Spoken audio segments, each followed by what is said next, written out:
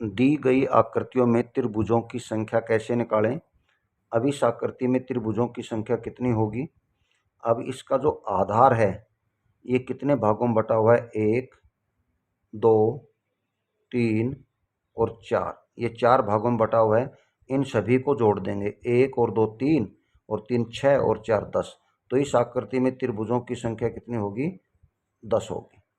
अब इस दूसरी आकृति में त्रिभुजों की संख्या कितनी होगी।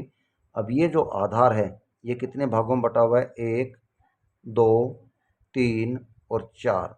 अब 1 और 2 3 और 4 इन सभी को जोड़ेंगे तो कितना आया अपने पास, 10। अब एक आधार ये बना इसका। अब ये आधार कितने भागों में बटा हुआ है, 1, 2, 3। अब इन तीनों को जोड़ेंगे तो 1 और 2 3 और 3 6, 10 ये थी और 6 ये हो गए। तो टोटल कितने हो जाएंगे, इसमें 16 हो जाएंगे। इस आकृति में त्रिभुजों की संख्या कितनी होगी।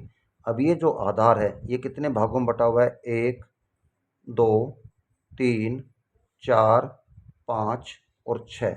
अब 1, 2, 3, 4, 5, 6 इन सभी को जोड़ेंगे तो अपने पास कितना आएगा, 21 आया। अब ये जो आधार है ये कितने भागों में बटा हुआ है, 1, 2, 3 और 4। 1, 2, 3, 4 इनको जोड़ेंगे तो कितना आया, 10। अब ये आधार कितने भागों में बटा हुआ है, 1, 2, 3। अब 1, 2, 3 इनको जोड़ेंगे तो कितना आएगा, 6। तो इसमें टोटल संख्या कितनी होगी त्रिभुजों की, इनको जोड़ देंगे तो 37 आ जाएगा। अगली आकृति में अब ये इसका आधार लेते हैं तो ये और ये कितने भागों में बांट रहा है, ये 1, 2, 3 भागों में बांट रहा है आधार को। तो 1, 2, 3 इनको जोड़ेंगे तो कितना हुआ, 6 हुआ। अब ये आधार लेंगे। अब ये कितने भागों में बांट रहा है इसको, 1, 2 और 3। ये भी 3 भागों में बांट रहा है आधार को, 1, 2, 3। अब 3 ये जोड़ेंगे तो 2 1 और 2 3 और 3 6 ये हो गए। तो टोटल कितने हो गए, 12 हो गए।